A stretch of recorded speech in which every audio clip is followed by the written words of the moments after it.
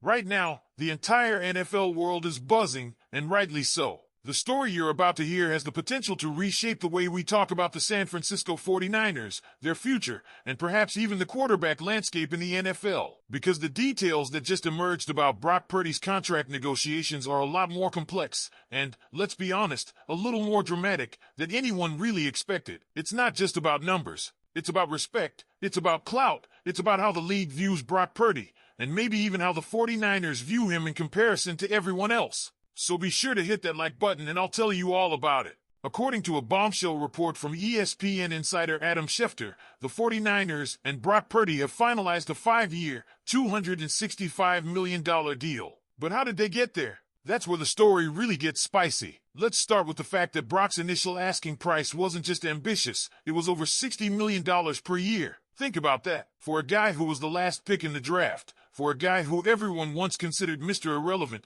to now walk into the negotiating room and say, I want over $60 million annually, that's quite a statement in itself. Now, before anyone jumps to conclusions about whether this was arrogance or just solid negotiation tactics, let's break it down. This is exactly how business is done in the NFL. You don't start where you want to end. You start high if you're a player. You start low if you're the team. The idea is to meet somewhere in the middle where both sides feel just uncomfortable enough to know that neither of them won completely. And that's exactly what happened here. From what's been uncovered, the 49ers reportedly began the talks with an initial offer hovering around $45 million per year. If you were in Brock's camp and heard that number, you probably would have laughed, or maybe even been insulted. But that's the game. You shoot high, they shoot low. And somewhere along the way, reality kicks in. They landed at $53 million per year. It's not the top of the quarterback market, but it's certainly not the bottom. It places Purdy squarely in that elite pay grade, right among the top quarterbacks in the NFL, but without breaking the bank like, say, Dak Prescott's $60 million average annual value.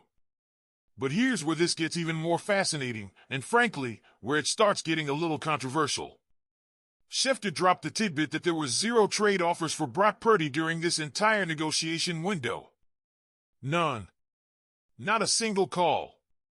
Not a whisper of interest from the other 31 teams in the league.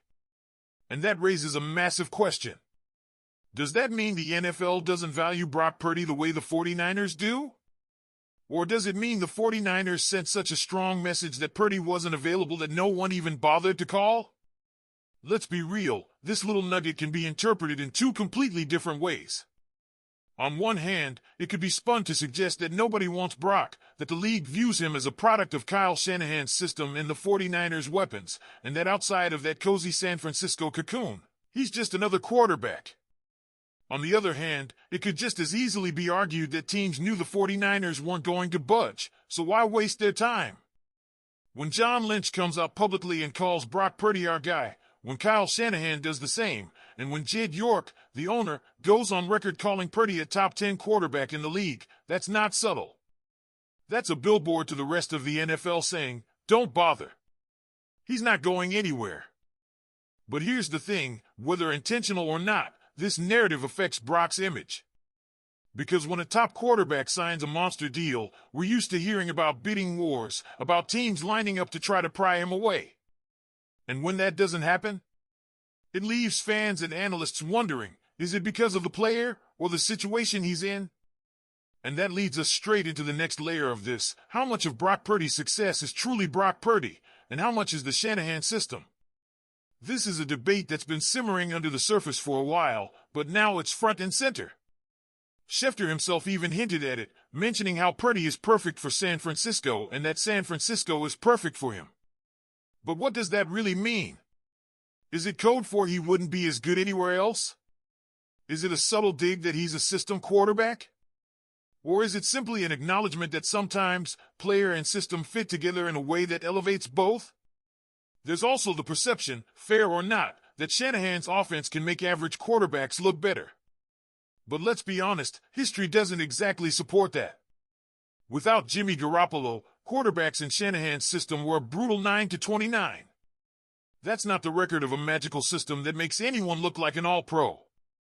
Brock came in, kept his composure under pressure, executed with precision, and delivered wins, period. This kid isn't just riding the coattails of scheme and talent. His quick processing, his accuracy, his ability to keep plays alive with mobility, those are tangible skills. Watch the film from the playoff runs against Detroit and Green Bay. The guy was making game-winning plays under duress, using his legs when the pocket broke down, and showing a level of poise that you simply cannot fake. Yes, the turnovers late last season happened. No one is pretending otherwise. But if you look deeper, those turnovers didn't happen in a vacuum. They came at a time when everything around him was faltering. The defense wasn't getting stops, the special teams weren't flipping field position, the offensive line was crumbling, and injuries stripped away weapons. Brock was left having to force plays to keep the team afloat. Was it reckless? Maybe. But it was also a sign of a quarterback doing whatever it took to try to win. Now, the $53 million a year figure is actually pretty reasonable when you factor in that Purdy walked away with a staggering $181 million guaranteed. That's huge. The annual average might be a little lower than some expected, especially with names like Joe Burrow, Jalen Hurts, and Dak Prescott floating at the top. But the security of that guaranteed money is game-changing for a player who was making peanuts on his rookie contract. But here's the narrative trap that's already forming, and it's one that 49ers fans need to be aware of. The media will run with this nobody wanted Brock story.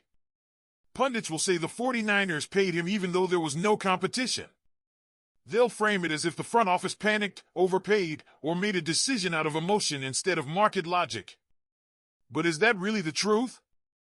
Or is the truth that the 49ers simply recognized what they have, a quarterback who fits their culture, their offense, and their vision for how to win championships, and decided they weren't going to play games with his future? And now, I want to know from you, the faithful, what's your take on this? Do you think the lack of trade offers means anything? Was the $53 million number the right move? And let's take this even further. When you zoom out, this deal signals something deeper about how the 49ers are building this team for the long haul. They're betting on continuity, chemistry, and belief in the guy they've seen prove himself on the biggest stages. They're not chasing the flashiest name or gambling on the next big thing. They're locking in the quarterback they know fits their system, their locker room, and their culture. And honestly, isn't that what every fan wants from their team? To identify the right guy, develop him, believe in him, and reward him when he delivers. The Brock Purdy contract isn't just about dollars, it's about the message it sends to the locker room. Work hard. Deliver results. Stay loyal. And this organization will have your back. So now it's your turn, Niners faithful. Was this the right decision?